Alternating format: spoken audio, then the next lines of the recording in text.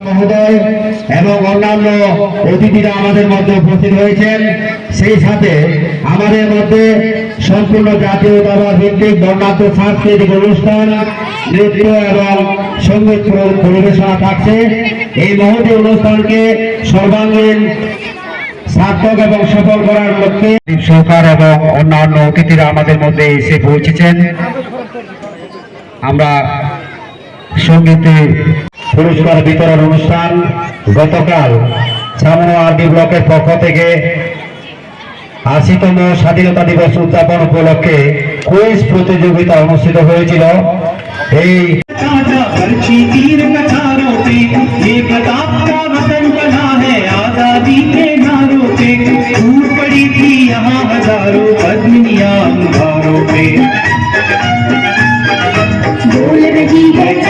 से कुर्बानी राजस्थान की, इस मिट्टी से तिलक करो ये धरती है बलिदान की। वंदे मातरम।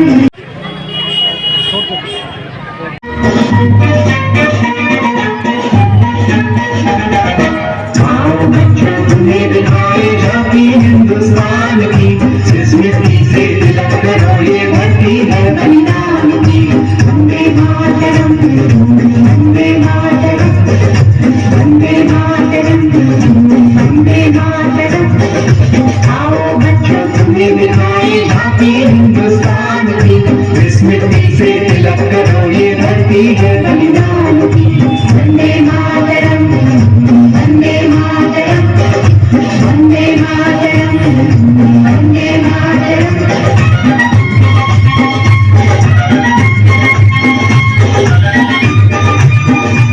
সামনো আজ সম্মান প্রদর্শনের মধ্য দিয়ে সম্মান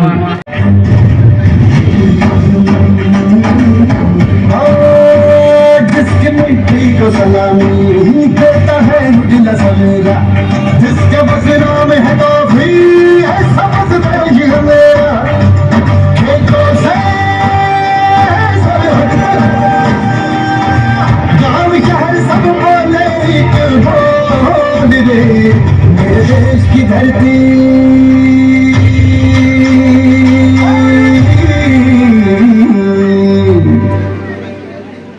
मेरे देश की धरती सोना उगले उगले हीरे मोती, मेरे देश की धरती,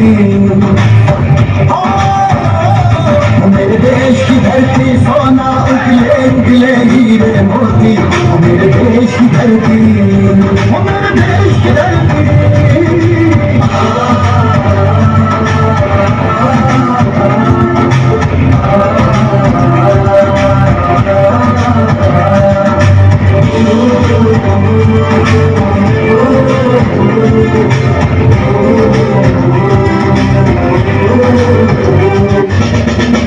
প্রদান করার জন্য এই প্রথম আমাদের সামনো আরডি ব্লকের পক্ষ থেকে আমাদের যারা এরকম একটা খুবই প্রয়োজনীয় উদ্যোগ গ্রহণ করার জন্য জয় হিন্দ, জয় হিন্দ, ভারত মাতা কি, ভারত মাতা কি।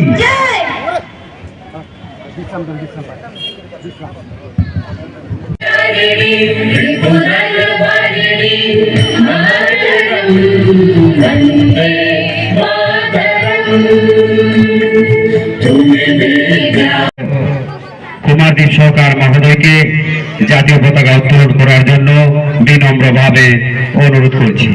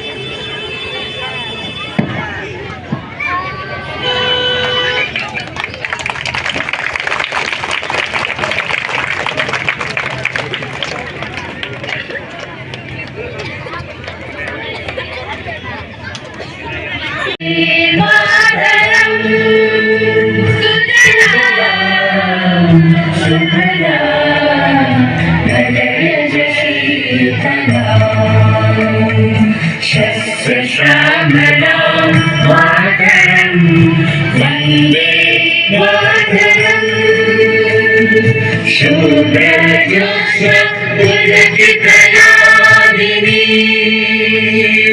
फुल्लकुसुमिता युगलशोभिनी सुहासिनी सुमधुरभाषिणी शुक्रदां वरदां मातरं वन्दे मातरम् कोटि कोटि कंठ कल कल निनाद करवे कोटि कोटि भुजे विकल कर ভারতের ৮০তম স্বাধীনতা দিবসের এই সুলগ্নে মঞ্চে উপবিষ্ট বিভিন্ন অতিথিরা, এই এলাকার সমস্ত আপামর জনগণ, আমাদের ব্লকের কর্মচারীরা এবং আমাদের ছোট কচিকাচা ভাই বোনেরা, আজকে এই মহতী অনুষ্ঠানে আপনারা উপস্থিত হয়েছেন। আপনাদের আমরা এই ব্লক প্রশাসনের পক্ষ থেকে স্বাগত জানিয়ে আমার আজকের এই ছোট্ট আলোচনা এখানে রাখছি। আজ ভারতের ৮০তম স্বাধীনতা দিবস। এই স্বাধীনতা আমরা পেয়েছিলাম ১৫ই আগস্ট ১৯৪৭ সালে। স্বাধীনতার পাওয়ার পথ কিন্তু কখনোই সুগম ছিল না। প্রচুর বলিদান, অপরিসীম ক্লান্তি এবং প্রচুর স্যাক্রিফাইসের পরে আমরা এই আমাদের স্বাধীনতা পেয়েছি।